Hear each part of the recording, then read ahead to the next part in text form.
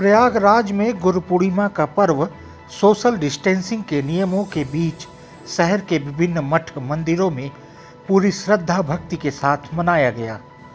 श्री बाघंबरी गद्दी मठ में गुरु भक्तों, शिष्यों और वेद पाठी ब्राह्मणों ने अखाड़ा परिषद के अध्यक्ष नरेंद्र गिरी के पांव पखारे और उनकी पूजा आराधना करके आशीर्वाद प्राप्त किया। गुरु शिष्य के आत्मीय बंधनों के इस उत्सव पर हालांकि कोरोना वायरस का खौफ साफ दिखा और शहर में आयोजित होने वाले सभी बड़े कार्यक्रमों को स्थगित कर दिया गया, तो वहीं भक्तों को भी घरों में ही रहकर आराधना करने की गुजारिश की गई थी। बावजूद इसके मठ मंदिरों में जो भी भक्त पहुंचे, उन्होंने सादगी और मंत्रोच्चार के बीच सरकार की गाइडलाइन का पालन करते हुए अपने गुरुओं के चरण वंदन किए, पांव पखारे और पुष्प अर्पित कर गुरु के प्रति अपनी कृतज्ञता व्यक्त की।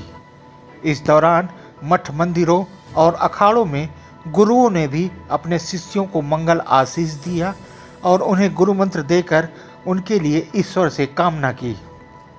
शहर के विभिन्न मठ मंदिरों और अखाड़ों में सुबह से शुरू हुआ गुरु पूजा का पर्व भक्तों के छोटे छोटे समूहों में आने के साथ दिन भर आज जीवन में बिना गुरु के कोई चीज़ होती नहीं है। तो चूँकि कोरोना का महाबीमारी चल रही है, तो हमने पूरा जो सरकारी गाइडलाइन पालन करते हुए कम संख्या में, यहाँ आप देखिए बाघंबरी गद्दी में 25,000 लोग आते हैं, लेकिन आज केवल 200-500 लोग ही आए हैं। बाकी सबसे कहा गया कि अपने घर में पूजन करिए।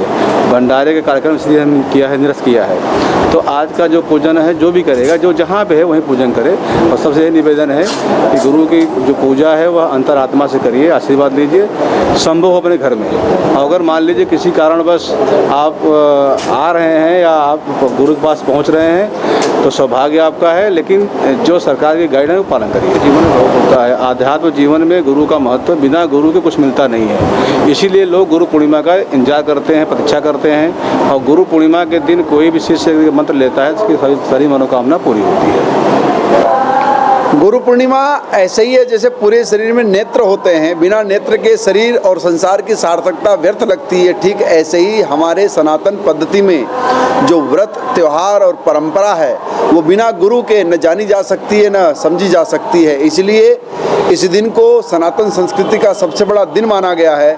यहीं से ज्ञान, यहीं से आध्यात्म और यहीं से जीवन की मुक्ति और भुक्ति के मार्ग मिलते हैं। यही कारण है कि आषाढ़ मास की शुक्ल पक्ष की पूर्णिमा को व्यास पूर्णिमा के साथ साथ गुरु पूर्णिमा के रूप में मनाया जाता है। आज के दिन शिष्य अपने गुरु की पूजा करते हैं और अपनी कृतज्ञता प्रकट करते हैं और उनके द्वारा दिए हुए ज्ञान में संसार में कार्य करने की सामर्थ्य, शक्ति मांगते हैं।